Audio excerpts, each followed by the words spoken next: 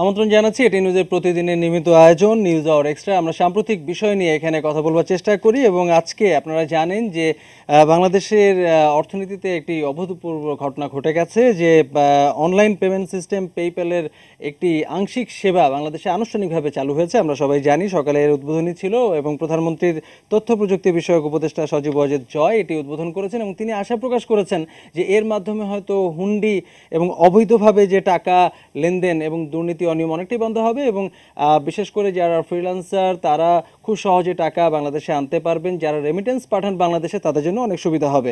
আমরা হয়তো আরও অনেক সুবিধা ভবিষ্যতে আশা করতে পারি এবং এই বিষয়টি নিয়ে আমরা একটু কথা বলতে চাই, কারণ কেউ কেউ পুরো বিষয়টিকে স্বাগত জানাচ্ছেন যে অবশেষে আংশিক হলেও পেপ্যাল তো বাংলাদেশে এলো, আবার কেউ কেউ বলছে যে এত দীর্ঘ অপেক্ষার পর আংশিকভাবে কেন এলো এবং এটাকে আসলেই পেপ্যাল কিনা এই নিয়েও অনেকে আসলে প্রশ্ন তুলেছেন। আমরা আসলে এই প্রশ্নগুলোর জবাব খুঁজতে চাই। এই আলোচনা সমালোচনা বিতর্ক যে বিষয়গুলো হচ্ছে সেগুলো আসলে আমরা বুঝতে চাই যে আসলে কি পেয়েছি কি পাইনি। আমাদের সঙ্গে আলোচনায় যুক্ত হচ্ছেন সোনালী ব্যাংকের ডিজিএম আবুল আয়েজ আফসারি, আমাদের সঙ্গে থাকছেন বিল অ্যান্সার বলে একটি প্রতিষ্ঠানের প্রধান নির্বাহী মোহাম্মদ শফিউল আলম, থাকছেন ফ্রিল্যান্সার ইব্রাহিম স্বপন। তিনজনকেই ধন্যবাদ জানাই আমাদের সঙ্গে যুক্ত হবার জন্য আলোচনায়।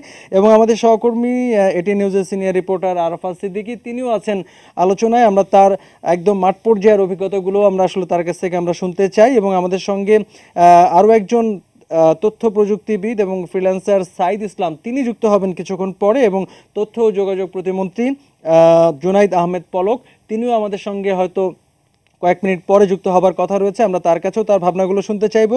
আমরা আমাদের সঙ্গে দুজন ফ্রিল্যান্সার যারা ফ্রিল্যান্সিংয়ের সঙ্গে সরাসরি যুক্ত, এরকম দুজন মানুষের ভাবনাটা সংক্ষেপে একটু শুনে নিতে চাই। প্রথমে যেতে চাই ইব্রাহিম স্বপন, আপনার কাছে। আপনি যদি একটু বলেন যে অবশেষে পেপ্যাল আংশিকভাবে হলেও তো আসলে বাংলাদেশে এলো, খুব ছোট করে আপনি যদি বলেন যে পুরো বিষয়টাকে আপনি কিভাবে দেখছেন। এটা অবশ্যই আমি ভালো হিসেবে দেখছি, যেটা আমরা পৃথিবী দেখেছে কিছু কিছু দেশ থেকে আমরা পেমেন্ট নিতে আমাদের খুবই প্রবলেম হতো, যেখানে হয়তো দেখেছে পেনিয়ারের মতো সার্ভিস নেই, অথবা দেখেছে আপনার বড় বড় মার্কেট প্লেসগুলোর বাইরে যখন কাজ করি তখন আমাদের পেমেন্টগুলো নিতে বিশেষ প্রবলেম হয়। তো সেক্ষেত্রে আমরা যখন ক্লায়েন্ট আমাদেরকে ওয়েস্টার্ন ইউনিয়ন এবং অন্যান্য মাধ্যমে যখন টাকাটা পাঠায় তখন আমরা ব্যাংকে দেখেছি বিভিন্ন কোশ্চেনের পেস করতে হয়। তো যখন আসলে পেপ্যালের মাধ্যমে পড়বে বা ডিরেক্টলি আমি পেমেন্টটা পাবো বা করবো, তখন হয়তো আমাদের এই জাতীয় কোনো কোশ্চেন বা কোনো কিছুর সম্মুখীন হতে হবে না। তো অবশ্যই সেই প্রেক্ষিতে এটা অনেক ভালো। শুধু আমার মতো যারা সারা বাংলাদেশে অনেক ফ্রিল্যান্সার আছে সবাই উপকৃত হবে এবং সবার জন্য এটা খুবই খুবই হেল্পফুল হিসাবে কাজে লাগবে এবং সবাই হয়তো দেখা গেছে খুবই দ্রুত তার টাকাটা হয়তো দেখা গেছে সে সময় মতো পাবে। আপনার কাছে আবারও ফিরবো এবং এই যে এই পেমেন্ট প্রক্রিয়া যে আগে আসলে কি ছিল এবং এর ফলে কি হবে এবং পেমেন্টগুলো আসলে আমরা কিভাবে পাই, ফ্রিল্যান্সার যারা আসলে বাংলাদেশ থেকে কাজ করেন এবং তারা টাকা আনেন, সেই অভিজ্ঞতাটা শুনতে চাই আপনার কাছে। আমরা এই পর্যায়ে যেতে চাই শফিউল আলম, আপনার কাছে আপনার অভিজ্ঞতাটা একটু শুনতে চাই ছোট করে। আমাদের যদিও দীর্ঘদিনের স্পেশালি ফ্রিল্যান্সার যারা আছে প্লাস অন্টারপ্রেনারদের আমাদের একটা চাওয়া ছিল যে পেপাল তার সব সার্ভিসগুলি নিয়ে আসুক। এটা আমাদের একটা এক্সপেকটেশন, আমি বলবো যে প্রায় এক দশকের মতো একটা এক্সপেকটেশন। তো সেটা কিন্তু কখনো হয়ে ওঠেনি, কারণ না হওয়ার অনেকগুলি কারণ আছে। শুধুমাত্র যে আপনার পলিসি, বিষয়টা এরকম না। আমাদের ব্যাংকিং বা ফাইন্যান্সিয়াল ইনফ্রাস্ট্রাকচার রেডিনেস এবং আমাদের মার্কেট রেডিনেস বা কাস্টমার আর অনেকগুলি বিষয় আছে। তো যেই কারণে আপনার কখনোই ফুল সার্ভিস নিয়ে আসার এটা রীতিমতো আমাদের একটা স্বপ্ন ছিল। কিন্তু আমরা যেটা দেখেছি যে বিশেষ করে আমাদের মাননীয় প্রতিমন্ত্রী জুনায়েদ আহমেদ পলক, উনি মন্ত্রী হওয়ার পর থেকে উনি আপ্রাণ চেষ্টা করে যাচ্ছেন যে যেন ফ্রিল্যান্সারদের জন্য প্লাস মানে কীভাবে এই টাকাগুলি বাংলাদেশে সহজে নিয়ে আসা যায়। কারণ খুব স্বাভাবিকভাবেই সবগুলি ফ্রিল্যান্সারের কাছে একটা কথা শোনা যায় যে আমরা পেপ্যালের কারণে ক্লায়েন্ট আমাদের কাছে চাচ্ছে এবং আমাদের কাজগুলি চলে যাচ্ছে শুধুমাত্র পেপ্যাল না থাকার কারণে বা টাকাটা বাংলাদেশে না নিয়ে আসার কারণে।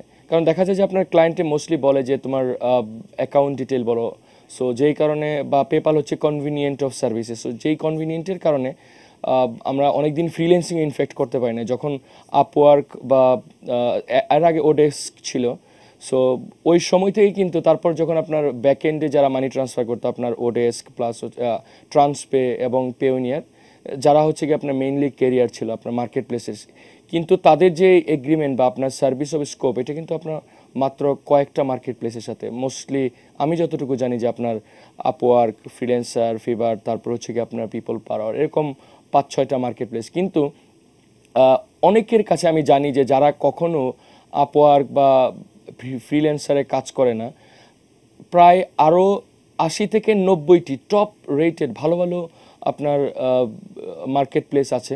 পার্টিকুলারলি ওইগুলি মার্কেট প্লেস হচ্ছে আপনার স্পেশালাইজড মার্কেট প্লেস, এরকম যেমন গ্রাফিক্সের জন্য বা প্রোগ্রামারের জন্য। তো এই ধরনের আরও অনেক স্পেসিফিক মার্কেট প্লেস আছে, যেই মার্কেট প্লেসগুলিতে কিন্তু আপনার আমাদের ফ্রিল্যান্সাররা কাজ করতে পারে না, কারণ ওই মার্কেট প্লেসগুলির সাথে আপনার ফান্ড ট্রান্সফারের জন্য ট্রান্সপে বা পেওনিয়ারের কোনো আপনার এগ্রিমেন্ট না থাকার ফলে, যার ফলে এই যে আপনার ইন্ডিপেন্ডেন্সি, বাইরে থেকে টাকা নিয়ে আসা, বিশেষ করে এই পেপালের জুম। আরেকটা বিষয় বলে রাখি, আজকেও আমি উইকিপিডিয়াতে স্টাডি করেছি যে জুমকে একোয়ার করার পরে, মানে পূর্ণাঙ্গ কমপ্লিট করার পরে, একুইজিশন 2015 নভেম্বরে $1.09 বিলিয়ন দিয়ে, তখন কিন্তু আপনার আমেরিকার লার্জেস্ট যে আপনার সেকেন্ড লার্জেস্ট যে আপনার নাসডাক আছে, যেটাতে আপনার স্টক বাজার যেটা বলি আর কি, শেয়ার বাজার বাংলাদেশের, তো সেখানে কিন্তু আপনার ফরমারলি ছিল কিন্তু এটা জুম। এখন কিন্তু এটা জুম নেই, বলা হয় যে ফরমার জুম। প্রেজেন্ট হচ্ছে গিয়ে ট্রেডিং যারা করে সেটা কিন্তু পেপাল দিয়ে করে।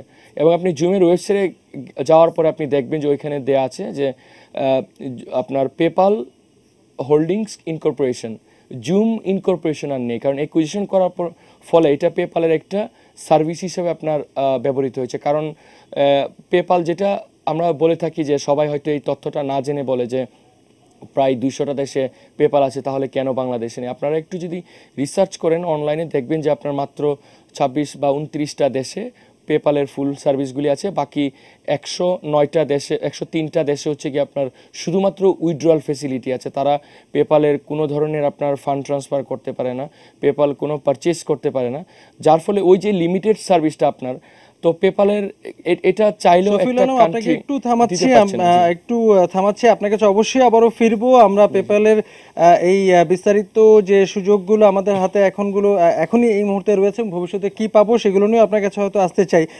দর্শক, আপনাদেরকে জানিয়েছিলাম যে তথ্য যোগাযোগ প্রযুক্তি প্রতিমন্ত্রী জুনাইদ আহমেদ পলক তিনি আমাদের সঙ্গে আসবেন এবং তিনি আমাদের সঙ্গে যুক্ত হয়েছেন। আমরা একটু তার সঙ্গে কথা বলতে চাই। জুনাইদ আহমেদ পলক, নিশ্চয়ই শুনতে পাচ্ছেন আমাদের এই অনুষ্ঠান। আমরা একটু আপনার কাছে জানতে চাই যে পেপ্যালকে বাংলাদেশে নিয়ে আসার বিষয়ে আপনার একটি সক্রিয় তৎপরতার কথা কিন্তু আমরা আসলে জানি, এবং এটি আসলে আমাদের দেশের ফ্রিল্যান্সারদের একটি দীর্ঘদিনের দাবি ছিল, এটা আমরা জানি। তো অবশেষে একটু সীমিত আকারে হলেও, সীমিত সার্ভিস হলেও পেপ্যাল কিন্তু বাংলাদেশে যাত্রা শুরু করলো, এবং আমরা আশা করব হয়তো ভবিষ্যতে এই সার্ভিসের পরিধি আরও অনেক বড় হবে। তো আপনার কাছে আসলে একটু সংক্ষেপে জানতে চাই যে আজকে যেটা উদ্বোধন হলো আনুষ্ঠানিকভাবে, তার আগের সাম্প্রতিক সময়ের যে গত কয়েক মাসের বা কয়েক বছরের একটা টাইমলাইন আসলে আমরা একটু আপনার কাছ থেকে সংক্ষেপে শুনতে চাই, এবং এরপরে আসলে একটু জানতে চাই আপনার কাছ থেকেই যে এর পরের টাইমলাইনটা আসলে কি হবে। দেখুন, আমাদের আসলে টাইমলাইন বলতে, টাইমলাইন শুরু হয়েছিল মাননীয় প্রধানমন্ত্রী জননেত্রী শেখ হাসিনা যখন 2008 সালের 12ই ডিসেম্বরে ডিজিটাল বাংলাদেশের প্রকল্পটা ঘোষণা করেছিলেন।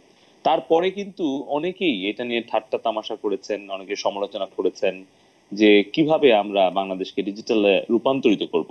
কিন্তু আমরা গত 8.5 বছরে মাননীয় আইসিটি অ্যাডভাইজার জনাব সজীব ওয়াজেদ জয় ভাইয়ের সুপরামর্শ এবং তত্ত্বাবধানে কিন্তু আমরা ধাপে ধাপে এগিয়ে যাচ্ছি।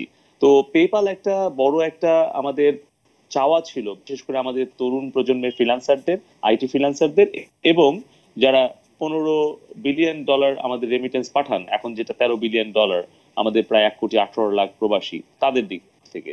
তো আমরা আসলে 2014 সালে প্রথম আমরা পেপালের সাথে বৈঠক করি, এবং তারপরে আমরা মাননীয় আইসিটি অ্যাডভাইজার মহোদয়ের কাছ থেকে আমরা জানতে পারি, উনি আমাদেরকে নির্দেশনা দেন যে 15 সালে এসে যখন পেপাল জুমকে অ্যাকুয়ার করতে যাচ্ছে, সেই ইনফরমেশনটা আমরা আগেই পাওয়াতে আমরা জুমের সাথে আমরা প্রথমে আর কি একটা চুক্তি করি, অর্থাৎ বাংলাদেশের সোনালী ব্যাংকের bank to bank, account two account একটা চুক্তি হয়, যেখানে আমেরিকা থেকে জুমের মাধ্যমে বাংলাদেশ অ্যাকাউন্টে রেমিটেন্স পাঠানোর সুযোগটা তৈরি হয়।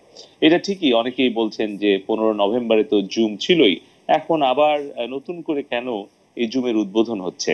কিন্তু একটু আগেই আমাদের বিল আনসারের প্রতিষ্ঠাতা, আমাদের নিজস্ব বাংলাদেশের marketplace, online marketplace বিল আনসার প্রতিষ্ঠাতা শফিউল যেটা বললো যে এখানে কিন্তু আসলে পেপালকে অ্যাকোয়ার করে নেওয়ার পর, যেই পেপাল যখন জুমকে অ্যাকোয়ার করে নেয়, তখন কিন্তু পেপালেরই একটা সার্ভিস হিসেবে জুম আবির্ভূত হয়।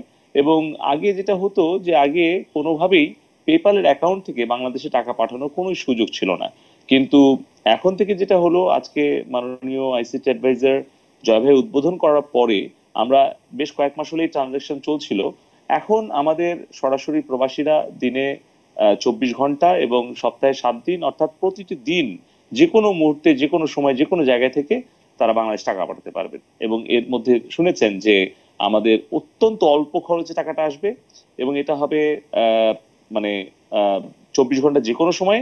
এবং আরেকটা বিষয় হচ্ছে যে যে ক্লায়েন্ট গুলো আগে ফ্রিল্যান্সারদেরকে বলতো যে পেপালে যদি আমরা টাকা পাঠাতে চাই আমার পেপাল অ্যাকাউন্ট থেকে, তাহলে তুমি বাংলাদেশ টাকা রিসিভ করতে পারবা কিনা, কিন্তু আগে কিন্তু ফ্রিল্যান্সাররা সেই প্রশ্নের জবাবটা দিতে পারতো না। তখন তাদের দেশের বাইরে তার কোনো বন্ধু বা কোনো আত্মীয় তার অ্যাকাউন্টে টাকা রাখতে হতো, অনেক সময় অনেক চার্জ দিতে হতো, আবার অনেক সময় প্রতারিত হতো। এখন সেই ভয়টা থাকলো না। তো ইনওয়ার্ড রেমিটেন্সটা আসার সুযোগটা পেপালের জুম সার্ভিসের মাধ্যমে আমরা পেলাম। এটা অল্প কিছুদিনের মধ্যেই আপনারা লক্ষ্য করবেন কিভাবে এই যে প্রবাসীদের রেমিটেন্স এবং আমাদের আইটি ফ্রিল্যান্সারদের আয় এবং ই কমার্সের মাধ্যমে অনেক ব্যবসা করার সুযোগ তৈরি হবে, এবং বাংলাদেশে এটার একটা লিগ্যাল চ্যানেলে টাকা আসার পরিমাণ বাড়তে থাকবে। এর পরের স্টেপটা হচ্ছে আমরা চাইবো যে আমরা যেন ওয়ালেটটা ওপেন করতে পারি। আর ইতিমধ্যেই মাননীয় আইসিটি অ্যাডভাইজার মহোদয় বলেছেন তার বক্তব্যে সকালে যে চীন, ভারত, ফিলিপিন্সের মতো যারা আমাদের থেকে অর্থনৈতিকভাবে এবং আইটিতে এগিয়ে আছে, তারাও কিন্তু তাদের দেশ থেকে আউটওয়ার্ডে কোনো রেমিটেন্স পাঠাতে পারে না। পেপাল এই যে 103টা দেশের কথা বলা হচ্ছে, সে 103টা দেশে এরকম ইনওয়ার্ড সার্ভিসটা দেয়, আর মাত্র উন্নত 29টা দেশে ইনওয়ার্ড, আউটওয়ার্ড, ওয়ালেট এই সবগুলো পূর্ণাঙ্গ সুবিধাটা দেয়। তা আমি বলবো যে আমরা এই যে ইন্টারন্যাশনাল পেমেন্ট গেটওয়ের সাথে সংযুক্ত হলাম, বিশ্বের সবচেয়ে যে নির্ভরযোগ্য এবং সবচেয়ে কম সময়ে পাঠানোর যে ইন্টারন্যাশনাল পেমেন্ট গেটওয়ে, সেটা হচ্ছে পেপাল, তার সাথে যুক্ত হয়ে আমরা কিন্তু একটা নতুন দিগন্তের উন্মোচন করতে পারলাম। আমরা আশা করব যে আগামীতে এইভাবেই আমরা একের পর এক কাজ করে যাব। যে যাই বলুক, আমরা কিছুটা হলেও আমরা চেষ্টা করে যাচ্ছি আমাদের ফ্রিল্যান্সারদের যেন কল্যাণ হয়। আমরা আগামী দিনেও চেষ্টা করব পেপালের, আমরা আশা করছি কিছুদিনের মধ্যেই একটা প্রতিনিধি দল আসবে পেপালের। আজকেও কিন্তু জুম সার্ভিসের যে ভাইস প্রেসিডেন্ট পেপালের জুলিয়ান, সে তার একটা রিটার্ন মেসেজ পাঠিয়েছিল। আর আশা করছি কিছুদিনের মধ্যেই পেপালের ভাইস প্রেসিডেন্ট অ্যালিসন আসবে। আসার পরে আমরা আসলে পরবর্তী যে কার্যক্রম কিভাবে এগিয়ে নিয়ে যাওয়া যায় সেটাও আমরা চেষ্টা করবো। আর আজকে জয় ভাই যেটা বলেছেন যে আমাদের সরকারের ট্রানজাকশন গুলো, ইউটিলিটি বিল, এগুলো কিন্তু আস্তে আস্তে আমরা চাচ্ছি মানে মোবাইল প্ল্যাটফর্মে, ই ওয়ালেটে, একটা ন্যাশনাল পেমেন্ট প্ল্যাটফর্মের মাধ্যমে যাতে প্রত্যেকটা ব্যাংক আরেকটা ব্যাংকের সাথে একটা ইন্টারঅপারেবিলিটি থাকে, এর মাধ্যমে আমরা এই আমাদের অভ্যন্তরীণ যে ট্রানজাকশন সেটারও কিন্তু আমরা সম্পূর্ণ ক্যাশলেস সোসাইটির দিকে ভবিষ্যতে যেতে চাই। জুনায়েদ আহমেদ পলক, আপনি যেমনটি বলছিলেন যে আমাদের অর্থনৈতিক লেনদেনের ক্ষেত্রে যে প্রযুক্তির সংযোজনের মাধ্যমে আমাদের পুরো ব্যাপারটি হয়তো সহজ হওয়ার পথে এক ধাপ এগিয়ে গেল বাংলাদেশ, আপনি যেমনটি বলছিলেন। একটু আপনার কাছ থেকে জানতে চাই আর একটু বিস্তারিত আকারে যে পেপ্যাল তো আসলে আংশিক আকারে এলো, এবং আগামী দিনগুলোতে মানে ধাপগুলো কি হবে যে পূর্ণাঙ্গ সার্ভিসটা বাংলাদেশে যেন চালু হয়, এটি একটু জানতে চাই আপনার কাছ থেকে। পাশাপাশি এই অনলাইন ট্রানজ্যাকশন বা প্রযুক্তির ছোঁয়া অর্থনীতিতে বা অর্থনৈতিক লেনদেনের ক্ষেত্রে এই যে পুরো ব্যাপারটি বাস্তবায়নের ক্ষেত্রে কি ধরনের চ্যালেঞ্জ আপনারা আসলে আশঙ্কা করছেন এবং প্রস্তুতি কি? আসলে দেখুন, সারা বিশ্বেই সবচেয়ে বড় চ্যালেঞ্জ হচ্ছে সাইবার সিকিউরিটি। এটা তো অবশ্যই আমাদের সবচেয়ে বড় চ্যালেঞ্জ, এবং আমরা নিজেরাও বাংলাদেশ আমরা ভুক্তভোগী, আমরা সাইবার অ্যাটাকের শিকার হচ্ছি, এবং সারা পৃথিবীর প্রত্যেকটা জায়গায় প্রত্যেক ব্যক্তি, প্রতিষ্ঠান এবং রাষ্ট্র সবাই কিন্তু এখন সাইবার ঝুঁকির মধ্যে আছে। এখন একটা ব্যক্তি বা একজন ব্যক্তি বা একটা প্রতিষ্ঠান বা একটা দেশকে এখন ক্ষতি করার জন্য কিন্তু আর পারমাণবিক বোমা নিক্ষেপের প্রয়োজন নাই।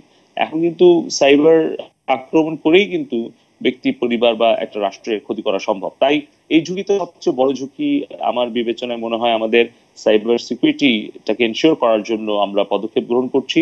ইতিমধ্যে ডিজিটাল সিকিউরিটি অ্যাক্ট, এটি প্রণয়নের কাজ অনেক দূরে গিয়েছে, আইন মন্ত্রণালয় বিবেচনাধীন আছে, ক্যাবিনেটের অনুমোদন হয়েছে, সেদিকে আমরা আগাচ্ছি। আর আরেকটা জিনিস যেটা বললেন যে পেপালের, এটা ইতিমধ্যেই আমরা জেনেছি যে সকালে কিন্তু বাংলাদেশ ব্যাংকের গভর্নর বক্তব্য রেখেছেন।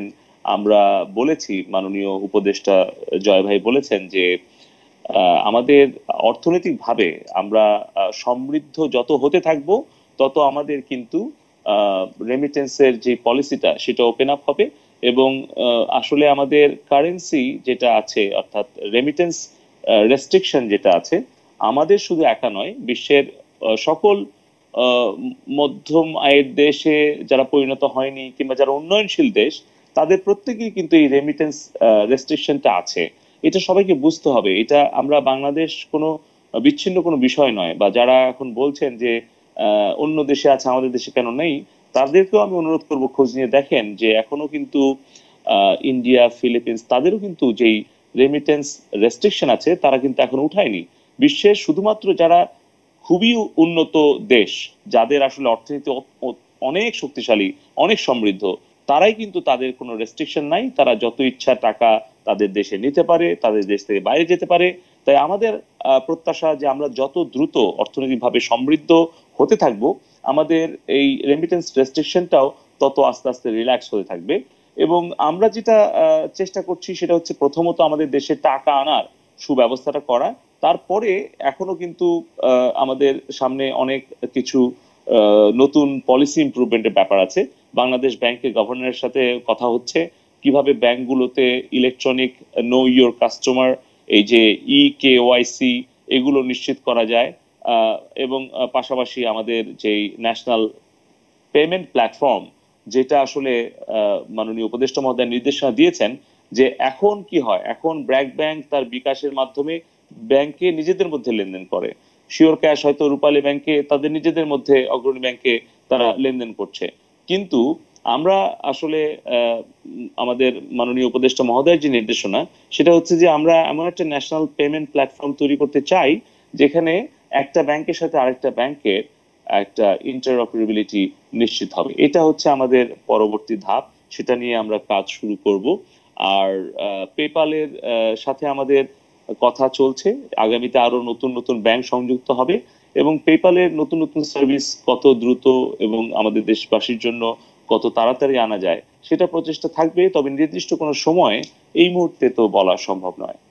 ধীরে ধীরে আমরা হয়তো যে যে যেমনটি আপনি বলছিলেন যে আমরা হয়তো পূর্ণাঙ্গ যে সার্ভিস সেটা হয়তো পেয়ে যাব। আপনার কাছে আমার আরও কিছু প্রশ্ন রয়েছে, আপনি আশা করব যে আমাদের সঙ্গে আরও কিছুক্ষণ থাকবেন। আমরা আবারও ফিরতে চাই আপনার কাছে, কিন্তু এর মধ্যে আমরা আমাদের আরেকজন অতিথি রয়েছেন সোনালী ব্যাংকের ডিজিএম আবুল আইস আফসারি। আমরা একটু আপনার সঙ্গে কথা বলে নিতে চাই। আজকে পেপ্যাল চালু হলো, আমরা জানি যে বাংলাদেশ ব্যাংকের কিছু নীতি রয়েছে যে বিদেশে টাকা পাঠানোর বিষয়, যেমনটি আসলে প্রতিমন্ত্রীও বলছিলেন যে এইরকম বিভিন্ন নীতির কথা আমরা আসলে জানি যে আমরা আমাদের এই অর্থনীতিকে কিছুটা বিচ্ছিন্ন করে রাখা হয়েছে কৌশলগত কারণে।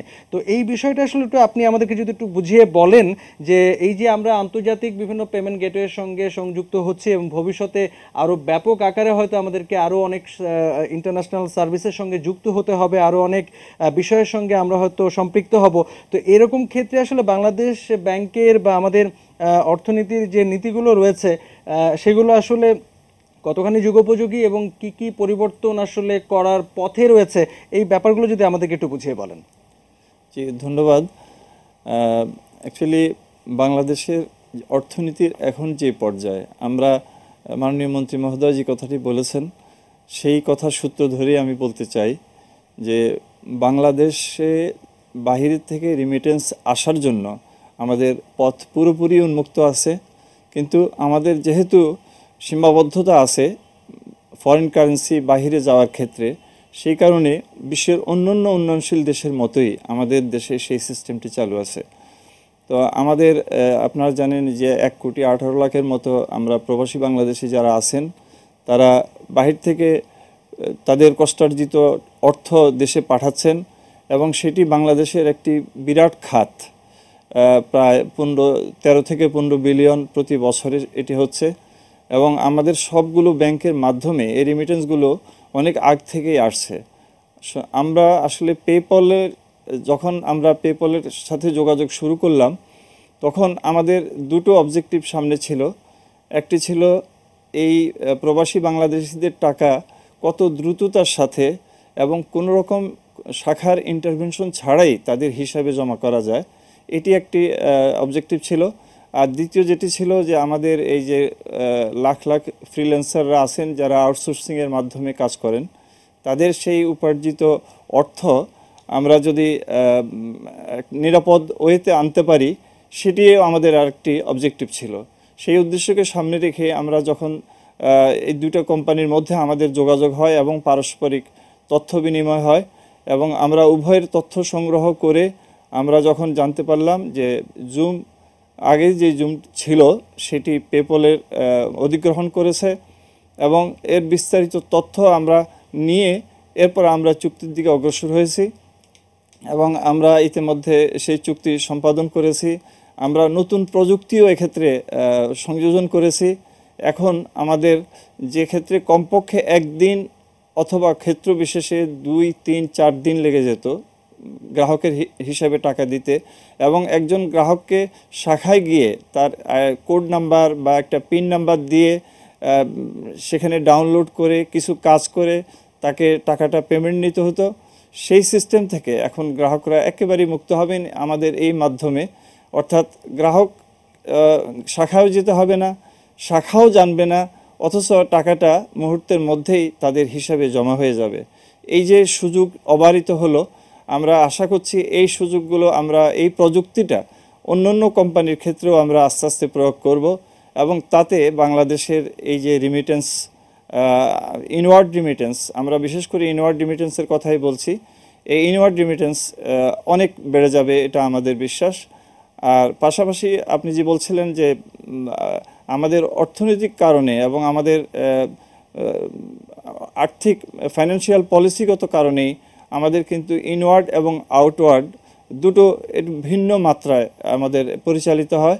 কারণ আউটওয়ার্ড রিমিটেন্স উন্নত দেশ ছাড়া, পৃথিবীর ফার্স্ট ওয়ার্ল্ড কান্ট্রিজগুলো ছাড়া আর কোথাও আউটওয়ার্ড রিমিটেন্সের ওপেন ধারা নেই, এবং যে কারণে বাংলাদেশও কিন্তু এখনও উন্নয়নশীল অথবা আমরা মধ্যম আয়ের দেশে পরিণত হতে যাচ্ছি।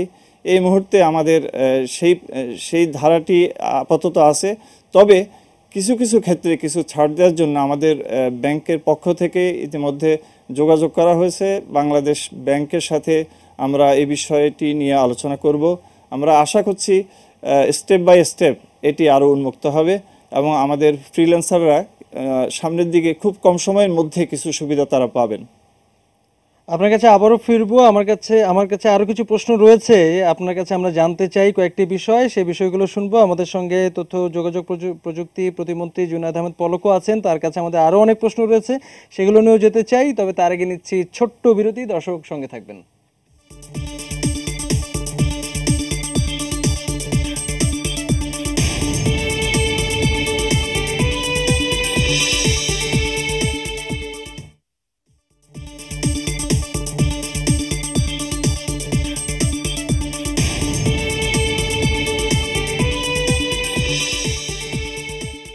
পেপল জুম নিয়ে কথা বলছি আজকে নিউজ আওয়ার এক্সট্রায়। আপনারা জানেন যে আজকে এই আন্তর্জাতিক ক্রস বর্ডার পেমেন্ট সার্ভিসটি বাংলাদেশে আনুষ্ঠানিকভাবে যাত্রা শুরু করেছে, তবে কিছুটা আংশিক সেবা নিয়ে, এবং ভবিষ্যতে আমরা আশা করছি যে পূর্ণাঙ্গ সেবা হয়তো একদিন ধাপে ধাপে আমাদের এখানে চালু হবে। আমরা এই বিষয়টি নিয়ে কথা বলছি। আমাদের সঙ্গে কয়েকজন অতিথি রয়েছেন এবং তথ্য ও যোগাযোগ প্রযুক্তি প্রতিমন্ত্রী জুনায়েদ আহমেদ পলক, তিনিও রয়েছেন আমাদের সঙ্গে। তার কিছু কথা আমরা শুনেছি এই পেপ্যাল নিয়ে, এবং তার কাছে আমাদের আরও কিছু প্রশ্ন রয়েছে। পলক ভাই নিশ্চয়ই শুনতে পাচ্ছেন আমাদেরকে। এবার একটু অন্য প্রসঙ্গে যেতে চাই। আমরা দেখছি যে গত কয়েক বছর ধরে বাংলাদেশের তরুণরা, বিশেষ করে তারা যেরকম কাজ করছে ফ্রিল্যান্সার হিসেবে, আবার একই সঙ্গে তারা কিন্তু অনেকটাই বহির্মুখী। তারা দেশের বাইরে যাচ্ছে, বেড়াতে যাচ্ছে বা কাজে যাচ্ছে, পড়াশোনা করতে যাচ্ছে, তাদের কিন্তু বাইরে অনেক পেমেন্ট দেওয়ার দরকার হয়। সেটা বিল পরিশোধ, কোনো সফটওয়্যার কেনা, কোনো একটি অনলাইন ট্রেনিং করা, বা কোনো হয়তো যারা ফ্রিল্যান্সের জন্য কাজ করেন তাদের অনেক টুলস কিনতে হয়, এবং অনেক ক্ষেত্রে ইন্টারনেটে কেনাকাটার পাশাপাশি অনেকে হয়তো হোটেল বুকিং বা এয়ার টিকিট কেনা, এরকম অনেক কিছু কেনার দরকার হয়। কিন্তু বাংলাদেশ ব্যাংকের যে আইনটি আমাদের কাছে রয়েছে, আমরা যেটা জানছি যে বাইরে টাকা পাঠানোর জন্য বাংলাদেশ ব্যাংকের বিশেষ অনুমোদন দরকার হচ্ছে। পেপ্যালে যে বিষয়টি আমরা দেখছি যে যেটি চালু হলো, বাইরে থেকে টাকা আসাটা অনেকটাই সহজ, কিন্তু পাঠানোর ব্যাপারটা এখনই হয়তো আমরা পাচ্ছি না। তো এই বিষয়টি আসলে কবে নাগাদ চালু হবে? অনেক দর্শকেরই মধ্যে আমাদেরকে প্রশ্ন করেছেন যে কবে চালু হতে পারে, কবে পূর্ণাঙ্গ সেবা চালু হবে, এই বিষয়টি তারা সুনির্দিষ্টভাবে অনেকেই জানতে চান। এ বিষয়ে আপনার বক্তব্য আশা করি।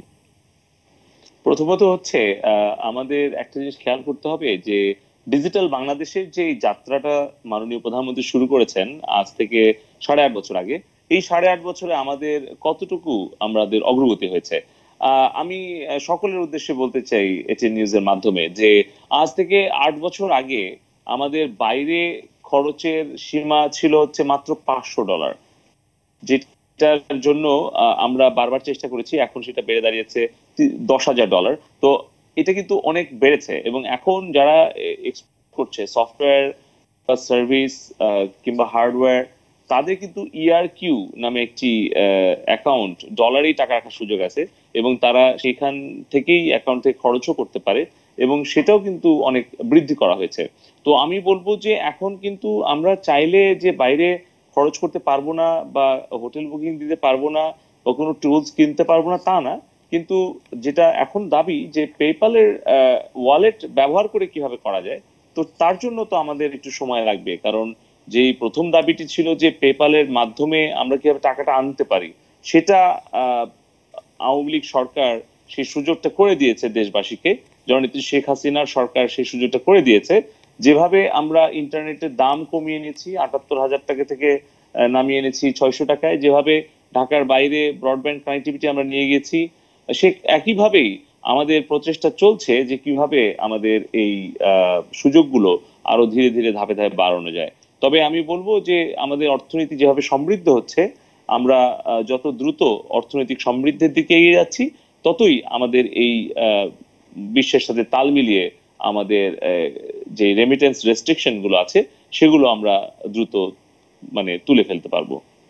আপনি কিছুক্ষণ আগে আপনি একটি ধারণা দিচ্ছিলেন, এবং আজকে সকালে আমরা দেখেছি যে প্রধানমন্ত্রী উপদেষ্টা সজীব ওয়াজেদ জয় তিনিও বলেছেন যে বাংলাদেশের অভ্যন্তরীণ লেনদেনের জন্য একটি বিশেষায়িত যে ব্যবস্থা, সেটি আসলে খুব শীঘ্রই হয়তো এটি চালু হতে পারে, যে এই বিষয়ে কাজ চলছে। এই বিষয়ে কি আপনি আমাদেরকে একটু বিস্তারিত ধারণা দেবেন কিনা? কারণ আমরা দেখি যে বিদেশি পেমেন্ট নেয়ার যে সার্ভিসগুলো, ভিসা বা মাস্টার কার্ড বা অ্যামেক্স বা এরকম আরও যে সার্ভিসগুলো রয়েছে, তারা কিন্তু প্রতি বছর একটা বিপুল অঙ্কের টাকা কিন্তু দেশের বাইরে নিয়ে যাচ্ছে। আমাদের নিজস্ব যদি কোনো এরকম ব্যবস্থা থাকতো, তাহলে হয়তো টাকাটা নিজেদের দেশে আমরা রাখতে পারতাম। এই বিষয়ে যদি আপনি আমাদের একটু আশার বাণী শোনান। না, অবশ্যই আমি বলবো যে এই গত 8.5 বছরে আমাদের বাংলাদেশে মোবাইল ব্যাংকিং চালু হয়েছে। আপনি লক্ষ্য করে দেখুন যে প্রায় 3 কোটিরও ওপরে মোবাইল ব্যাংকের গ্রাহক রয়েছে। অর্থাৎ এই নীতিগুলো কিন্তু জননেত্রী শেখ হাসিনা সরকার প্রণয়ন করেছেন বলেই কিন্তু বাংলাদেশ আজকে মোবাইল ব্যাংকিং এ সারা বিশ্বে দ্বিতীয় অবস্থানে আছে, এবং প্রতিটি দিন প্রায় 1,000 কোটি টাকার উপরে এই মোবাইল ব্যাংকিং এর মাধ্যমে লেনদেন হচ্ছে। আমরা অনেক দূর এগিয়ে গিয়েছি। মাত্র 8 বছরে আমাদের ন্যাশনাল পেমেন্ট সুইচ কিন্তু স্থাপন করা হয়েছে।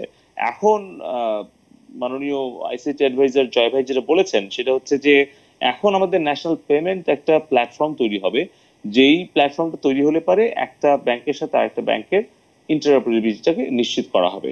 তো সেই কাজগুলো করতে তো একটু সময় লাগবে, আমাদের সফটওয়্যার ডেভেলপ করতে হবে, তারপরে বাংলাদেশ ব্যাংকের কিছু নীতিমালার কিছু পরিবর্তন করতে হবে। তো আমরা আশা করছি যত দ্রুত সম্ভব এই সেবাগুলো দেওয়ার। তবে অবশ্যই আমাদের ক্যাশলেস সোসাইটি সম্পূর্ণভাবে বাংলাদেশকে সেই অবস্থায় রূপান্তরিত করতে অবশ্যই কিছুটা সময় তো লাগবেই। তবে আমরা কাজ থেমে নেই, আমাদের কাজ চলছে, এবং যত দ্রুত সম্ভব আমরা দেশের মানুষকে এই সেবাগুলো দিতে চাই। জুনায়েদ আহমেদ পলক, আপনাকে অসংখ্য ধন্যবাদ। আমাদের সঙ্গে আপনি যুক্ত হলেন, আপনার কথা আমরা শুনলাম, এবং আবারও হয়তো আমরা এই বিষয়গুলো নিয়ে কথা বলবো, আবারও হয়তো আপনার কাছে আমরা সময় চাইবো।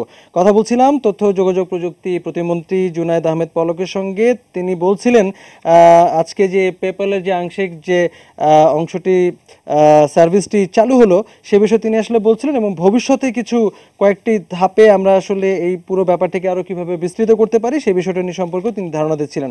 আমাদের সহকর্মী আরফা সিদ্দিকী, যিনি আসলে বাংলাদেশের আইটি সেক্টর, তথ্য প্রযুক্তি খাত এবং এই আনুষঙ্গিক বিষয়গুলো নিয়ে কাজ করেন, আরফা সিদ্দিকী তিনি আছেন আমাদের সঙ্গে। আমরা একটু তার কাছে যেতে চাই। আরফা সিদ্দিকী, পেপ্যাল নিয়ে তো আপনি আসলে অনেকদিন ধরে ফলো করছেন, এবং তথ্য প্রযুক্তির নানা অগ্রগতি নিয়েও আপনার কাছ থেকে আমরা খবর শুনি।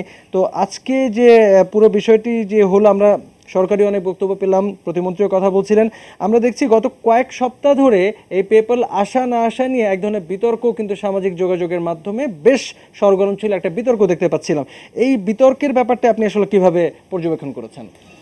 একটি ব্যাপার আসলে স্পষ্ট যে বিভিন্ন সময়ে বিশেষ করে সরকারের পক্ষ থেকে কিন্তু বিভিন্ন সময় জানানো হয়েছে যে পেপ্যাল বাংলাদেশে যদি না আসে, না কাজ করতে পারে, তাহলে আসলে যারা সবচেয়ে বেশি লাভবান হবে সেটি হচ্ছে হুন্ডি ব্যবসায়ীরা। সেই হুন্ডি ব্যবসায়ীদের তো একটা প্রভাব আসলে রয়েছেই। এর বাইরেও এবার যে বিতর্কটা আসলে তৈরি হয়েছে, বিশেষ করে সরকার বলছেন যে আইসিটি প্রতিমন্ত্রী তিনিও জানিয়েছেন যে পেপ্যাল উদ্বোধন হচ্ছে।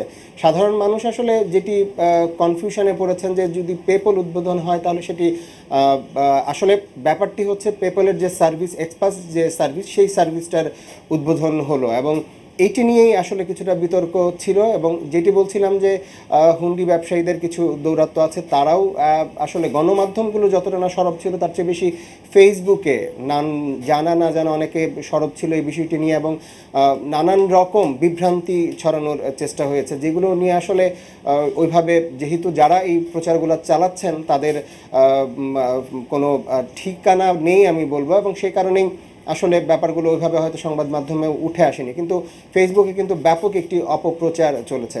নওয়াজ, আপনাকে একটি তথ্য জানিয়ে রাখি, যেটি পলক ভাই, জুনায়েদ আহমেদ পলক যেটি বলছিলেন যে বাংলাদেশে 2008 সাল থেকে তারা চেষ্টা করছেন এই পেপ্যালের জন্য, কিন্তু এর আগেও কিন্তু প্রায় 2002 সাল থেকে বাংলাদেশে পেপ্যালকে নিয়ে আসার চেষ্টা চালানো হচ্ছে। পেপ্যাল এতদিন যেটি বলে আসছে, বিভিন্ন সময় যারা ইমেল পাঠিয়েছেন বাংলাদেশ ব্যাংকের কর্মকর্তারা যারা আগে দেখা করেছেন, পেপ্যাল কিন্তু এতদিন সরাসরি না করে দিয়েছেন যে আমরা বাংলাদেশে যাব না। কিন্তু কেন যাব না সেই আনসারও এতদিন আসলে পেপ্যাল দেয়নি। এই প্রথম পেপ্যাল আসলে কিছুটা নমনীয় হলো, এবং এই নমনীয় করার পেছনে আসলে কৌশল শব্দটা হয়তো নেগেটিভ, কিন্তু সরকারের আসলে এখানে পজিটিভ অর্থে আমি বলতে চাই যে কৌশলটি সরকার নিয়েছে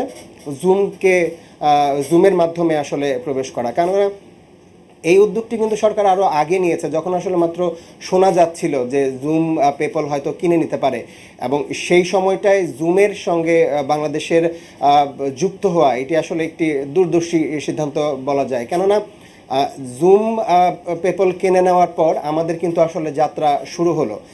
আমি মাঠ পর্যায়ে কাজ করতে গিয়ে আরও একটি অফ ট্র্যাকের একটি বিষয় লক্ষ্য করেছি আপনাকে, যেটি আসলে ফ্রিল্যান্সারদের সঙ্গে সরাসরি যায় না। আমাদের সকল চিন্তাভাবনা, সকল আলোচনা আসলে ফ্রিল্যান্সাররা কীভাবে টাকা আনবে সেটি কেন্দ্রিক, কিন্তু যারা আমাদের বাংলাদেশে রেমিটেন্স পাঠানোর, এই বিশাল রেমিটেন্স গড়ে তোলার যারা মূল কারিগর, সেই বিদেশি প্রবাসী শ্রমিক যারা কাজ করছেন, তারা কিন্তু আসলে হুন্ডির মাধ্যমে বলেন বা ব্যাংকের মাধ্যমে বলেন $5 নিচে $1000 আসলে বাংলাদেশে কোনোভাবেই পাঠাতে পারে না। কিন্তু পেপ্যালের একটি ব্যাপার লক্ষ্য করুন, আপনি যদি $1001 পাঠান বাংলাদেশে, $1000 পর্যন্ত আপনাকে প্রায় $5 চার্জ দিতে হবে, কিন্তু $1001 পাঠালে কিন্তু আপনাকে কোনো চার্জ দিতে হচ্ছে না, এবং এই সুবিধাটি প্রায় $10,000 পর্যন্ত সম্প্রসারিত। এই বিষয়টা আসলে যতটা না এখন যে সার্ভিসটা চালু হয়েছে, এটা আসলে যতটা না ফ্রিল্যান্সারদের কাজে আসবে, তার চেয়ে বহু গুণ বেশি আসলে যারা প্রবাসীরা বাংলাদেশে টাকা পাঠাচ্ছেন, প্রবাসী শ্রমিক যারা রয়েছেন, তাদের কাজে আসবে। তাদের কাছে আসলে এই $5 অনেক টাকা, সেটি হুন্ডিকে দিতে হোক বা ব্যাংকে দিতে হোক, সেটি তাদের কাছে অনেক টাকা, তাদের কষ্টে অর্জিত টাকা। আপনি আসলে বেশ চমৎকার করে আসলে মানে একদম মাঠ পর্যায়ের অভিজ্ঞতা থেকে আপনি আসলে বলছিলেন যে পেপ্যাল আসলে আমাদের কিভাবে কি উপকারটা হবে, ধারাবাহিকভাবে আমরা সেই উপকারটা কিভাবে ভোগ করতে পারবো। আমরা এই বিষয়ে আরো বিস্তারিত জানতে আবারও যুক্ত হব আপনার কাছে। আমরা একটু যেতে চাই ইব্রাহিম স্বপন আপনার কাছে। আপনি খুব সংক্ষেপে শুরু করেছিলেন, একটু জানতে চাই যে যে বিষয়টা নিয়ে আমরা আসলে আলোচনা করছি সাম্প্রতিক, যে একটি হলো দেশের বাইরে থেকে বাংলাদেশে টাকা আসা, আর একটি হলো বিভিন্ন প্রয়োজনে দেশ থেকে দেশের বাইরে টাকা পাঠানো, দুটি বিষয়। তো দেশ থেকে দেশের বাইরে টাকা পাঠানোর ক্ষেত্রে আসলে আপনারা কি ধরনের চ্যালেঞ্জ, কি ধরনের সমস্যার মুখোমুখি হন, এই বিষয়ে যদি ছোট করে আমাদের একটু ধারণা দেন।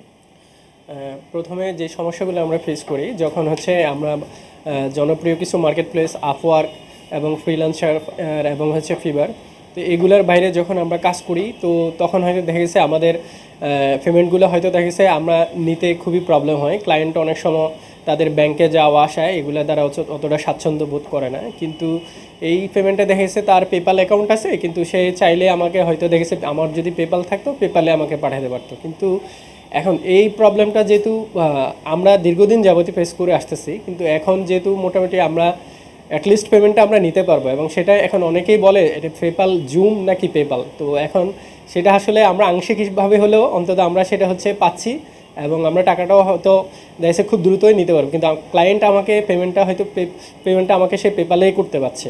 কিন্তু এতে দেখা গেছে হয়তো আমাদের প্রবলেম, যেই প্রবলেমগুলো আমরা আগে ফেস করতাম হয়তো এখন নতুন করে সেই প্রবলেমগুলো আমরা ফেস করব না। এর বাইরেও দেখা গেছে অনেক সময় দেখা গেছে ক্লায়েন্ট আমাদেরকে ধীরে ধীরে বলে বিভিন্ন সময় দেখা গেছে হয়তো আমরা দেখা গেছে টাকাটা পাচ্ছি না, এবং নির্দিষ্ট সময় দেখা গেছে আমরা অনেক সময় দেখা গেছে সফটওয়্যারটা ডেলিভারি তাকে দিয়ে দিছি, কিন্তু দেখা গেছে সে পেমেন্ট দিবে দিবে করে তার ব্যাংকে যাওয়া আসা বা এগুলো হচ্ছে বিভিন্ন স্বাচ্ছন্দ্য বোধ করে, যার জন্য হচ্ছে সে অতটা স্বাচ্ছন্দ্য বোধ করে না বিধায় সে হয়তো দেখেছে ওইভাবে সময় মতো আমাকে দিচ্ছে না, এবং আমরাও এক দেখেছি ধরনের টাকাটা পাচ্ছি না। দীর্ঘ সূত্রতার একটা ফাঁদে আসলে পড়তে হতো, যে ব্যাপারটি পেপ্যালের আংশিক হলো যে সেবাটি চালু হলো, তারপর হয়তো আপনারা কিছুটা সুবিধা পাবেন। এবং এই পর্যায়ে চলে যাচ্ছে আমাদের একজন অতিথি আবুল আয়েস আফসারী, সোনালী ব্যাংকের ডিজিএম। আপনার কথা শুনছিলাম আমরা, আবার একটু শুনতে চাই, আপনার কাছে যেতে চাই, এবং একটু আমাদের কাছে পরিষ্কার করবেন যে বিষয়টি আমরা আসলে প্রতিমন্ত্রীর কাছেও জানতে চেয়েছিলাম। জুনায়েদ আহমেদ পলক কিছুক্ষণ আগে ছিলেন আমাদের সঙ্গে আলোচনায়, তার কাছেও জানতে চেয়েছিলাম যে আপাতত যে ব্যবস্থাটি চালু হলো সেটি আসলে বিদেশ থেকে বাংলাদেশে টাকা আসার ব্যাপারটি, কিন্তু দেশের বাইরে টাকা পাঠানোর যে বিষয়টি, এটি নিয়ে কিন্তু আসলে এখনো এক ধরনের যে সংকটের কথা কিন্তু আমরা এর মধ্যে শুনেছি। তো এই ক্ষেত্রে আসলে বাংলাদেশ ব্যাংকের নীতি নির্ধারণী বিষয়টা আসলে আমরা একটু জানতে চাই, এবং ব্যাংকিংয়ের ক্ষেত্রে আসলে যে এখনো কিছু কিছু সুবিধা আছে, ডুয়েল কারেন্সি এবং ক্রেডিট কার্ডের ব্যাপারগুলো আগের চেয়ে অনেক সহজ হয়েছে আমরা দেখেছি, কিন্তু কিছু কিছু জায়গায় সংকট রয়ে গেছে এবং জ্ঞানেরও এক ধরনের ঘাটতি রয়েছে। আপনি পুরো ব্যাপারটাকে কিভাবে বিশ্লেষণ করতে চান? যে আসলে আমাদের ব্যাংক থেকে ইতিমধ্যেই কিন্তু এই ডুয়েল ক্রেডিট কার্ড সিস্টেম চালু করা হচ্ছে, এবং এই উদ্যোগটা ইতিমধ্যে প্রায় সম্পূর্ণ হয়েছে। আমরা খুব কম সময়ের মধ্যেই এটি চালু করতে যাচ্ছি। আর পাশাপাশি যারা বাহিরে তাদের সার্ভিস এক্সপোর্ট করছেন, অর্থাৎ আমাদের দেশের ফ্রিল্যান্সাররা, তাদের জন্য সুখবর হলো আমরা ব্যাংক অথরিটি এবং বাংলাদেশ ব্যাংকের সাথে ইতিমধ্যে এই বিষয়টি আলোচনার জন্য সিদ্ধান্ত হয়েছে যে যারা এক্সপোর্ট করেন, গুডস এক্সপোর্ট করেন, তাদের এক্সপোর্ট প্রসেসের এগেনিস্টে তারা একটা রিটেনশন কোটা পান 10%, যেটি বর্তমানে আছে।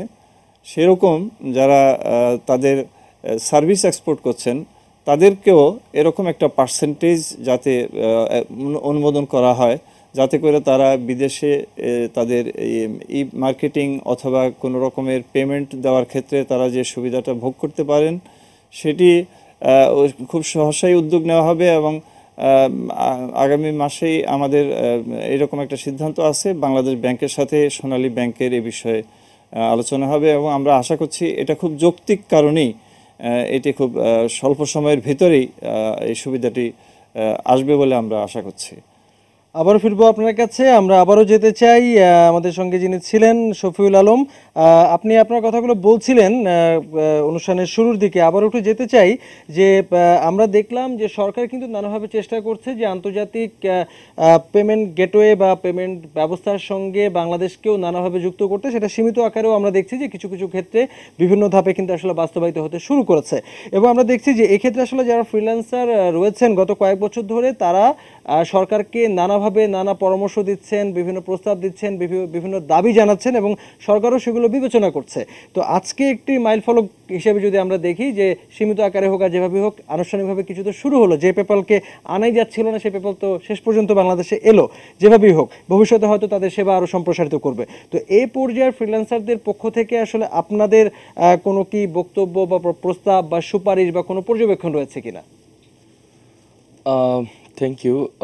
আমার আসলে যে বিষয়টা নিয়ে কথা বলতে চাচ্ছিলাম, যে পার্টিকুলারলি পেপাল আসার ফলে যেই সার্ভিসটা, আমি তখন যেটা বলছিলাম যে শুধুমাত্র 4টা বা 5টা যে মার্কেট প্লেসগুলিতে কাজ করে এবং পেমেন্টগুলি নিয়ে আসতো মাত্র 2টা কোম্পানি, ট্রান্সপে এবং পেওনিয়ার। তো সেখান থেকে কিন্তু আমাদের আরও নতুন অনেক, প্রায় আরও 30-40টা বা 50টা স্পেশালাইজড মার্কেট প্লেস অথবা জেনারেল মার্কেট প্লেস, আরও যারা মার্কেট প্লেসের বাইরে যারা কাজ করতো, তার মানে হচ্ছে আপনার একটা নতুন বড় একটা অপরচুনিটি ওপেন হলো সহজেই টাকা বাংলাদেশে নিয়ে আসার জন্য। পেপাল তো আছেই, পেপালের ব্যালেন্স ইউজ করে, ব্যালেন্স বলতে বোঝাচ্ছে যে আপনার কার্ড এবং ক্রেডিট কার্ড, ডেবিট কার্ড অথবা ব্যাঙ্ক অ্যাকাউন্ট যেটা কানেক্টেড থাকে অলরেডি পেপালে, সেটা থেকে আপনার টাকাটা এখানে ট্রান্সফার করতে পারছে।